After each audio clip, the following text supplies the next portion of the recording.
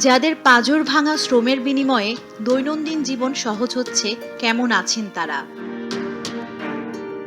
দু একজন মুখ খুললেও বোবা কান্না চলে বেশিরভাগের ভেতর। একটু ভালো থাকার আশায় দিনভর খেটে মাইনে পায় নামমাত্র, যার সবটুকু খরচ হয় পেট চালাতেই। অবসর বা আনন্দ তাদের কাছে বিলাসিতা। এই কাজ ছেলের খাতে দেয় না, আমার এই কাজ করতে হয়। এই কাজটা করতে আমি ভাত পাবো না। বেতন হিসেবে আমাদের চলে না, জিনিসপত্রের দাম বেশি, মজুরি কম, এই হিসাব আমরা যা কর্ম করি এই কর্মের মধ্যে কোনো রকম জীবনটা চলে। শ্রমজীবী মানুষের বেশিরভাগের কাছে বিশেষ কোনো গুরুত্ব নেই মে দিবসের। তারা শুধু জানে কাজ না করলে মিলবে না টাকা, জুটবে না খাবার। রাত দিন 24 ঘন্টায় ডিউটি করা লাগে, রাত দিন 24 ঘন্টায় ডিউটি করা লাগে। রাত 2টা 3টার কালে উঠি ধান সিদ্ধ করতে, এক রাতে ভাপ দিই, এক রাতে সিদ্ধ করি। আর সারাদিন তো শুকায়নি লাগে ধান রোদে। বৃষ্টি হলে বৃষ্টির সাথে পাল্লাপাল্লি দিয়ে ধান গুছান লাগে। আল্লাহ সরকারের কাছে চাওয়ার তো আমরা কত জিনিসই চাই, দেয় নাকি?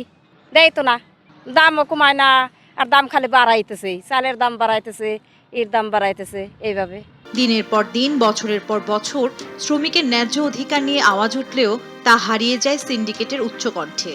যাদের ঘামে মালিক পক্ষ ফুলে ফেপে ওঠে, ঘোরে না শুধু সেই শ্রমিকেরই ভাগ্যের চাকা, বরং শ্রম আইন ফাঁকি দিতে তৈরি হয় নিত্য নতুন নিয়ম। আইনের সংগঠিত হওয়ার ক্ষেত্রে প্রচুর শর্ত জুড়ে দেওয়া আছে, অধিকারটা আছে কিন্তু শর্ত জুড়ে দেওয়া আছে।